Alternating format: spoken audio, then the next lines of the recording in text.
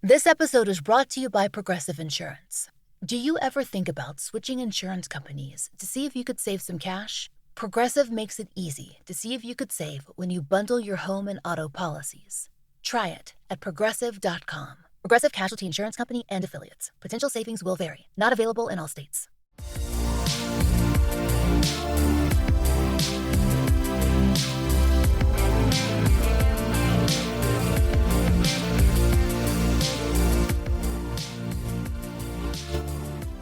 Welcome back to Hot Takes and Deep Dives, and my next guest is one of the most irreverent and uniquely talented performers on stage and screen. You might know her from Blackish, Sister Act, or the most recent episode of And Just Like That, but I believe her best performances are in her two memoirs, The Mother of Black Hollywood and the recent Walking in My Joy.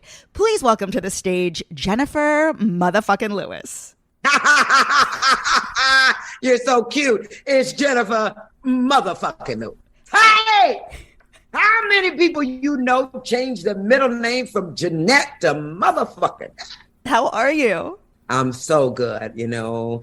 I mean, you really wear your entire life, like your personal life, on your sleeve. And that is so rare in Hollywood. Like, something that actually struck me between both of your books was calling out the roles, like the disappointments along the way. Like, you auditioned for Saturday Night Live, Queen Latifah's role in Chicago. There were so many iconic roles that were like kind of near misses. Like, you were part of the workshop version of Dreamgirls. Like, you actually helped develop the role of Effie. And Absolutely. Of course, Jennifer Holliday wound up getting it. And yet so many stars would never share those things. Here it is, baby. There ain't no shame in my game. I want to talk about your relationship with Bette Midler. You said Bette Midler probably had a greater impact on me than anyone I've ever worked with. She polished my game and upped it several notches. Tell me about the first time meeting Bette Midler at a Harlette rehearsal. Oh my God, she came in there. You know, it was the great Bette Midler. At the height of her career. Yeah, I was excited. It was 1983. You know, the first thing we rehearsed was the mermaids in the wheelchair. It was just all fun and fabulous. But what I learned from her more was the thing she did with a ballad, how she would tell the story, how she could hold the audience in the palm of her hand and sing a ballad. I remember, look in my face. Oh my God. I mean, I've stayed in the wings. When I worked with Meryl Streep, I stayed in the wings of the theater. You don't go backstage and, you know, fix your eyelashes when Meryl Streep is on stage, dumbass. Go learn something. So Bette, Meryl, Rosie, Whoopi, so many were there by my side to guide me through my career. I didn't do what I did alone. Did I work hard? Yes. Did I give 100%? No, I gave 2,000. And that's why I am in the place where I am, which is happy. You tell a very funny anecdote how you came to visit her. She was doing some performance and you were no longer working for her at that moment. And you came in and you started just naturally performing, just like singing, doing your monologues. Yeah. And she was like, JENIFER, like, why are you performing? And you said, well, you just performed. She goes, yeah, but I just got paid for it. She was being a whore from hell. And you can quote me on that. Don't you dare. No, Bette is one of the funniest people in the world. She just is. There's going to be a quip that comes out of her. Now, what I didn't put in the book is what I said back to her after she said that to me. It was just too vulgar to put in a book. What was it? No, I didn't say anything. Are you kidding? I don't go up against my baby. I just laughed and realized she did get paid for it, but it didn't matter to me. I was still going to clown backstage and show her my enthusiasm and excitement. Mm-hmm. Listen, let me tell you something. I used to say this a long time ago. A gentleman wouldn't insult me and nobody else can. You get that? Mm-hmm. Now, that gentleman is a metaphor. People call good people, ladies and gentlemen, don't ever come for me because I don't care. At 65, I got 30 summers left.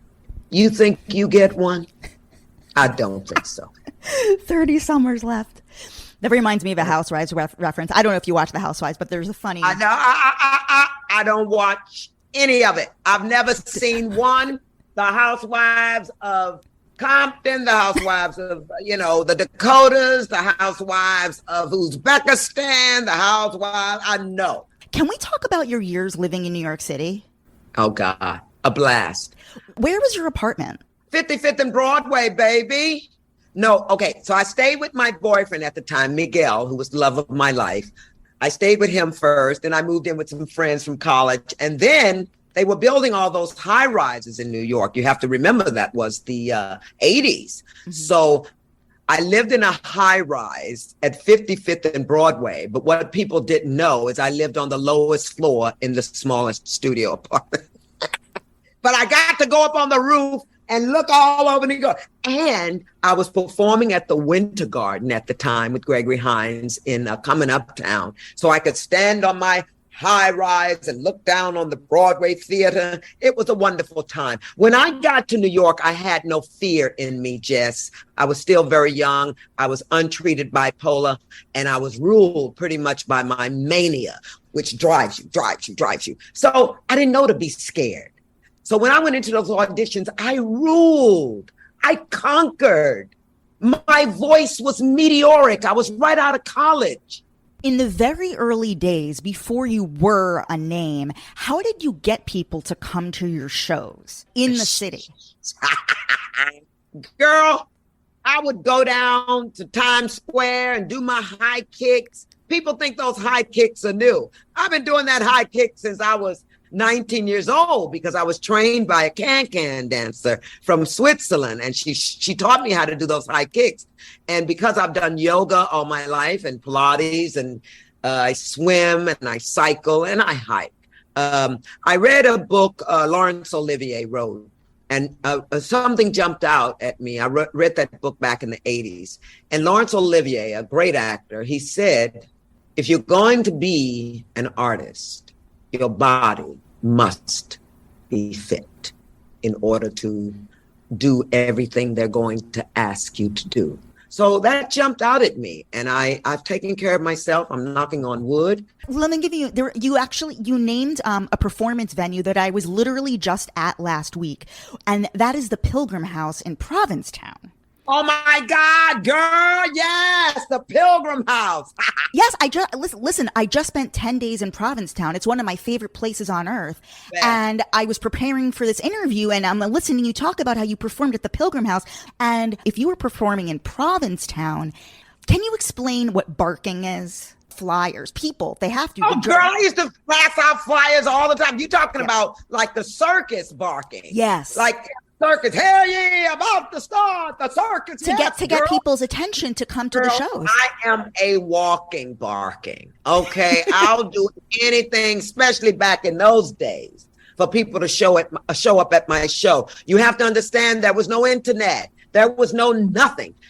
Would have a stack of flyers, all of them paper thin, stacked up, and I would go through them one by one and put addresses on them in New York. And when I ran out of people I just start on the phone book. I rented a pink 1957 Cadillac and went down in the Village, all those gay boys, honey, I passed out flyers. My shows were sold out. And when I told those tourists in New York, come see me, it'll be the best show you ever seen, they would be in the back of the line, so they would get the bad tickets. And that's how I figured it out. Nobody told me to do this. I did my first talent show in the Catholic school basement in Kinloch, Missouri, 35 cents to get. No, it was a quarter. It was a quarter to get in. This show that you produced called The Diva is Dismissed, it was all about the struggle that you had trying to make the transition from the stage, like live performance, to television and film. Like your personality was quote unquote too big. And you also say that just having this personality brought a lot of challenges to you. Talk about The Diva is Dismissed and what the mission of that show was. The Diva is Dismissed was to dismiss the diva. that Jenifer that would throw things, not at anybody, but I'd throw it. The Divas Dismissed was about that Jenifer that could go from 0 to 10,000 in a fit of rage. Dismissing the diva was letting go of fear. The fuck are you scared of? We're all gonna die. Live, for God's sake. But easier said than done, of course. But this was, the Divas Dismissed was pre-therapy. I think I just started. And that, oh no, I had just started. That's what wanted me to dismiss the diva. Mm-hmm. All that grandness, delusions of grandeur and grandiosity and all that dumb shit. Girl, that's not going to get you through the door. You have to know who you are. And that's what Hollywood did for me. When that camera got that close, you had to tell the truth of that character. And I was still, reaching the back row of the theater, which is what I had been taught. So there was a major transition when I moved here. And it was at the height of the AIDS epidemic. So I wasn't no good. I mean, I had my talent, but inside I didn't know who I was. And I was depressed and out of control, if you really want to know the truth. Mm-hmm. But a good friend who I respect, looked at me and said, Jenny, you got to go get help. And when she said that, I was in such grief about all my friends dying from AIDS. I went, yeah, okay, I'll go. And it's the best thing I ever did. I tried to stop. My therapist, I always thank her because she held the torch at the end of the tunnel. Because, honey, I was, fuck this shit. It's therapy is painful as hell. But you have to go through it to get to it. Baby, you got to go through shit to get to shit. You can't skip over shit, over the stone. You got to turn that stone over. You can't think the water is going to protect you. That bitch is going to be on fire from climate change. There's nowhere to run. You cannot run. I've tried, and I've got money to run. But when you get there, you're going to meet yourself. As soon as you land on that beach or in Spain or wherever they're going, you will be the same person you were when you boarded that plane if you don't do a little work on that plane, like journal, plan out, live on purpose. I'm on my way to Fiji. What are you going to do? Get drunk every night? Or are you going to start on your third book, Jenny? Make a decision. I want to talk about your time with Whitney Houston, because I know that you two had a really special relationship. You worked together on The Preacher's Wife. You became very close friends. And you talk a lot about you have to be ready to get help in order to be helped. And you also say in the book how if somebody is reaching out for help and then they ignore it, you can't go back to the person because they will actually take your life. It's really sad. I've been in therapy 25 years and I know a thing or two about human behavior. And if you go to help somebody, darling, ask them about 3 times, like you said, and then get out of there. You can't change nobody. You can barely help anybody. And one little other thing, if they didn't ask, they ain't listening. So go on about your business, live your own life. They will come to a realization of self-care or they won't. Did Whitney ever come to you for help? Yes, she did. Yes, she did. I mostly reached out, though. There was one time she did call. It's hard for me to talk about her. Her voice was the 8th wonder of the world, and I think there wasn't the person alive that didn't love her as they did Aretha and so many that have gone on. So many celebrities impersonate you. Like a lot of people do impressions of you. And you talk about how when you were doing your one-woman show, I mean, you've had many one-woman shows, but when Madonna was coming, Barbra Streisand has seen you perform, Hillary Clinton, and you said that after their Broadway shows, they would come and see your show and study you. Well, I became the entertainer in New York, because after the Broadway shows, there was always an 11 o'clock show at Don't Tell Mama, one of the clubs in New York.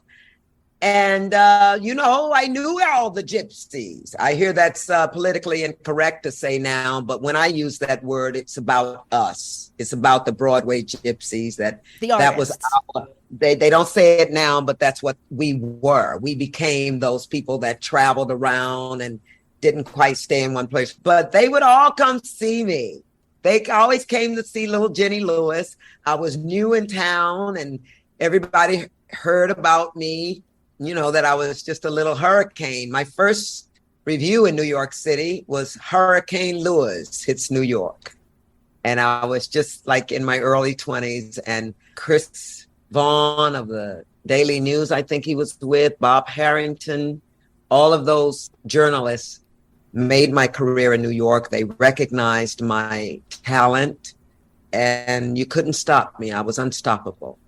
We talked about how difficult the transition was to go from theater, performing to the back of the house, to rein it in for film and television. How did you figure it out? Because now, everyone has seen you perform, turn. When you have several directors saying the same thing, Jennifer, pull it back a little bit. I realized that I needed to study camera work. So I stay and study. When I find myself lost, I'll go back and educate myself. I went to writing class. I went to acting class. I studied with Janet Alhanty out here. She's brilliant. And I stay and study. If I find myself lost, I will research. I will go deep to find the knowledge I need in order to get the job done, because that's my motto, Jenny, get the job done. So, literally, when you're on Broadway, you might as well be training for the Olympics. That's 8 shows a week. So that's why you see all those young people up there. You need the energy to do that. Would you ever adapt one of these books into a one-woman show and perform I'm about to do it. About to do it. Lena Waithe wants to produce. Do you know where you will film it? But I will probably do 4 Saturdays at the Gay and Lesbian Center. I don't know what month yet, to rehearse for the big filming of it. You do have this moniker of the mother of Black Hollywood because you played Tupac's mother, Whitney's mother, Raven-Symoné's grandmother. You played Angela Bassett's mother in What's Love Got to Do with It, despite being just 18 months older than her. Believe it or not, Angela Bassett lived next door to me when we both got the roles. Michael Peters, who choreographed Michael Jackson and Thriller and Beat It and Dreamgirls, he called me and said, would you like to play Tina Turner's mother? And I was like, okay, how's that going to happen? And it was to play a young mother when she was a little girl, Tina Turner's mother had Tina when she was very young. I think she was a teenager. So I accepted the role, and I'm glad I did, because it started a great career for me. And I've always been, that mother type, the auntie that'll tell you that your boyfriend's an asshole. You refer to Blackish as the cherry on top of this incredible career, but I want to draw attention to the fact that you were actually really good friends with Marta Kaufman, who's one of the creators of Friends, and you appear in the 2nd episode of Friends as the first Black person to ever be on the show. Her ex-husband, Michael Skloff, was my piano player during the 80s when I was doing the show about Billie Holiday and Aretha Franklin, Dinah Washington. It just was a beautiful show. I went into college campuses to perform during Black History Month.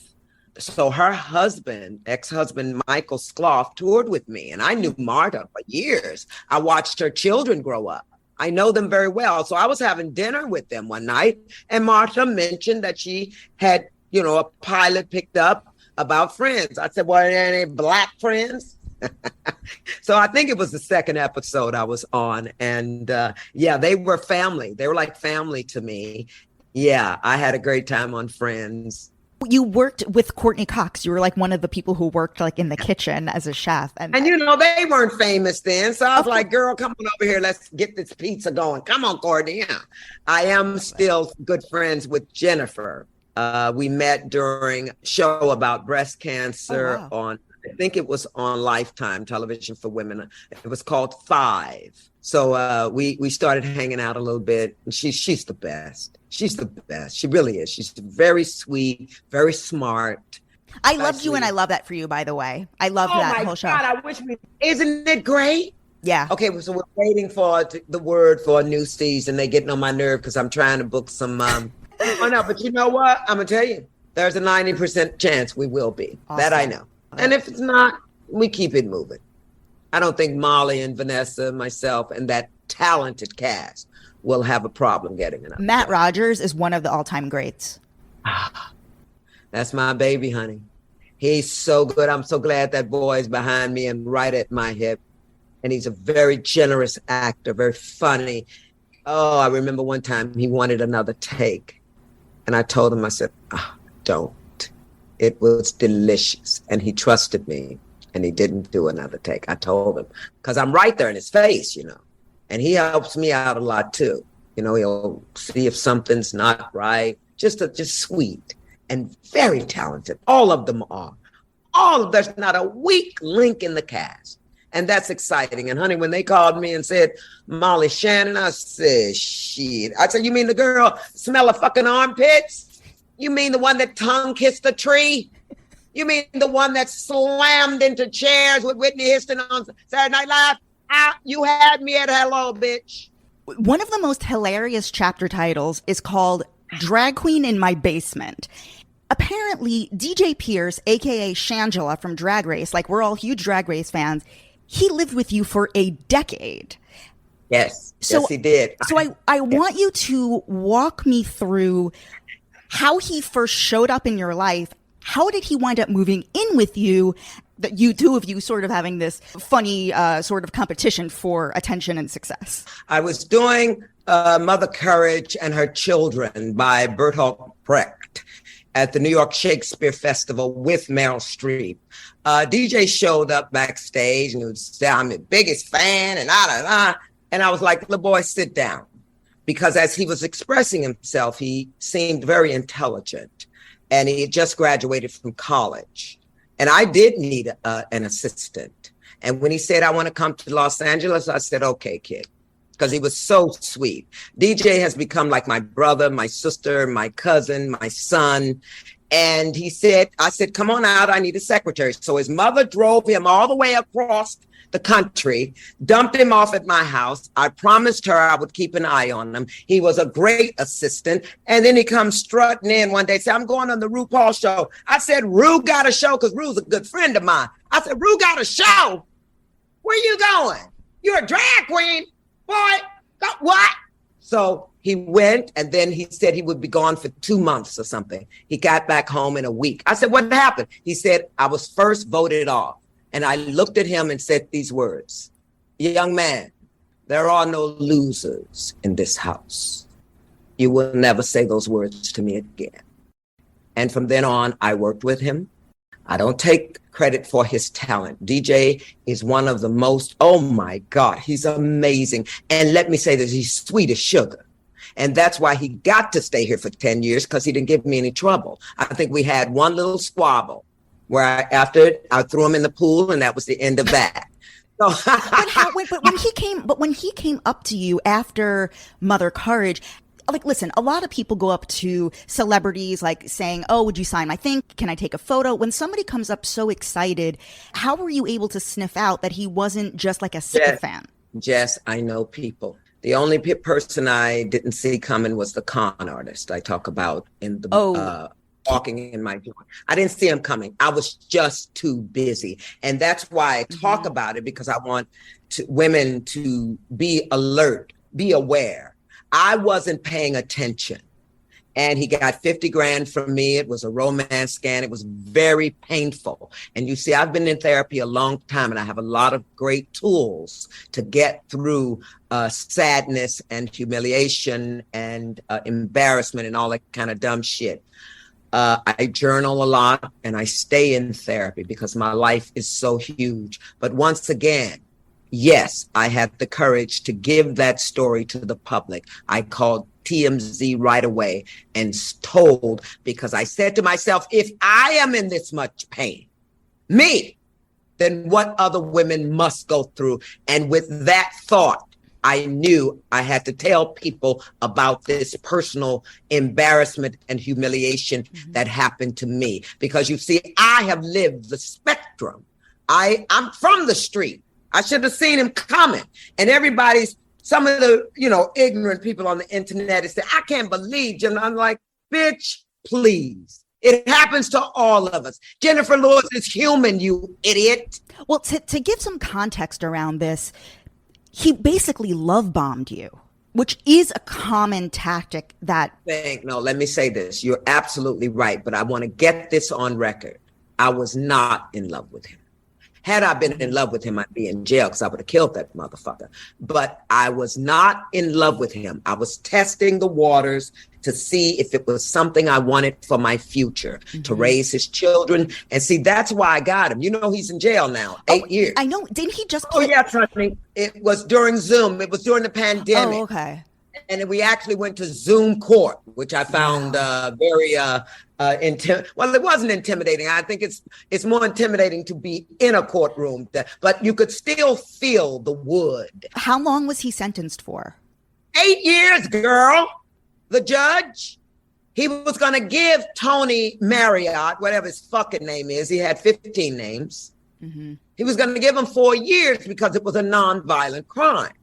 But honey, after I read my victim's statement, you can imagine, with the drama and the tears that were true, there's not a lot of fake in me.